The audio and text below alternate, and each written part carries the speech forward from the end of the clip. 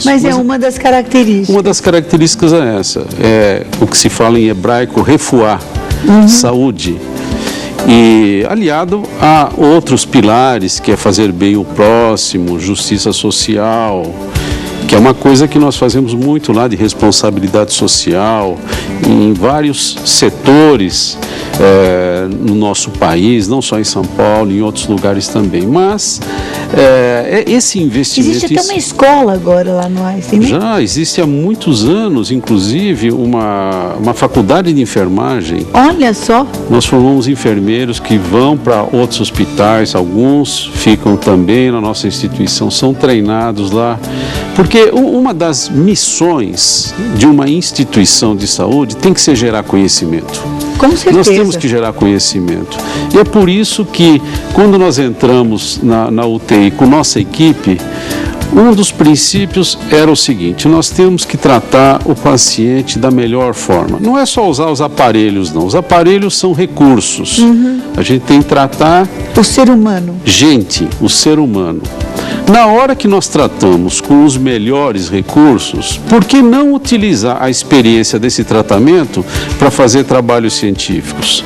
Porque os trabalhos científicos deveriam ser feitos só em universidades. Será que lá o paciente é tratado de uma forma diferente que no hospital privado? Não.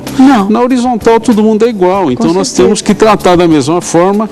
E a exemplo do que aconteceu em outras épocas em países do primeiro mundo, Estados Unidos e Europa, nós utilizamos o aprendizado desse tipo de tratamento para gerar conhecimento e levar em outros locais, outros hospitais, outras cidades, outros países. Quer dizer, é uma usina, né? Não só de tratamento, como gerando profissionais, acrescentando em conhecimento. E, doutor Elias, nos muitos livros agora cuidar de um paciente envolve cuidar da família também. O que é mais difícil? Cuidar do paciente ou da família? Olha, eu vou dizer porque o que eu tive de experiência nesses anos, e nesses anos, além de caçador, eu também já fui caça. Já, né? Já fui caça, então eu sei. Eu costumo dizer para os médicos novos que entram numa UTI, que eles deveriam, na primeira semana, cada um deles deitar num leito de UTI, faz de conta que está ligando um soro, faz de conta que está sendo introduzido um tubo na sua garganta, põe por fora, mas fica lá deitado, só olhando assim, aquele ambiente, porque isso é importante, a pessoa saber o que está acontecendo com o outro. Sempre nós temos que imaginar que nós estamos no lugar daquele indivíduo que está deitado.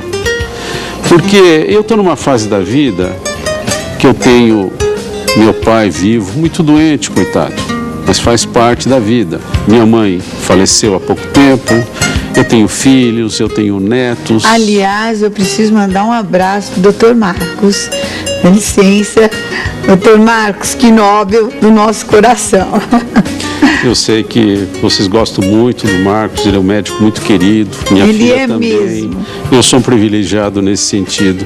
Mas o importante é considerar o indivíduo que está lá não como um objeto que está recebendo um soro, ou que tem um aparelho ligado, ou que está tomando uma droga nova. A gente precisa considerar no geral. E quando a gente considera o paciente, a gente tem que considerar aqueles que são ligados ao paciente, porque tem uma faz diferença. Faz muita diferença, porque é o seguinte: quando um paciente entra numa UTI, até um minuto antes dele entrar, alguns segundos antes, a vida caminhava de uma certa maneira. A partir daquele momento, há uma quebra da estabilidade da vida, e não é só para ele, para a família, para os amigos, para todos. E isso daqui mexe com todos.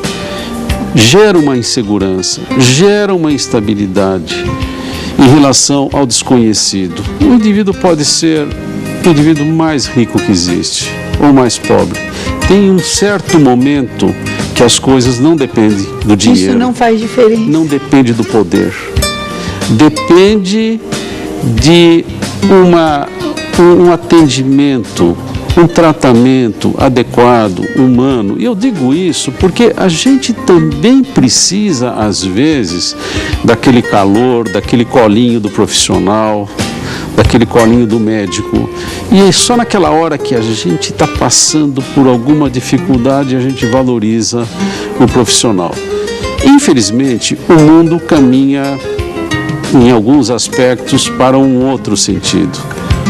A ganância, a luta pelo poder, a transformação de muitas instituições de saúde em verdadeiras empresas, e elas têm que se transformar em empresas, mas não podem deixar de perder o caráter essencial, os princípios, a missão, os valores, porque isso não pereniza uma instituição. E é muito mais fácil a gente chegar e olhar, falar, puxa, mas que prédio bonito, olha aquele aparelho de última geração, que interessante, que avaliação. Mas às vezes você não tem nesse lugar aquela mão amiga, aquela atenção, aquele carinho do enfermeiro, do profissional. Às vezes esses profissionais não são considerados realmente como deveriam ser, porque eles é que fazem o elo das instituições com as pessoas, e muitas vezes eles são considerados como indivíduos com valor de mercado, objetos descartáveis.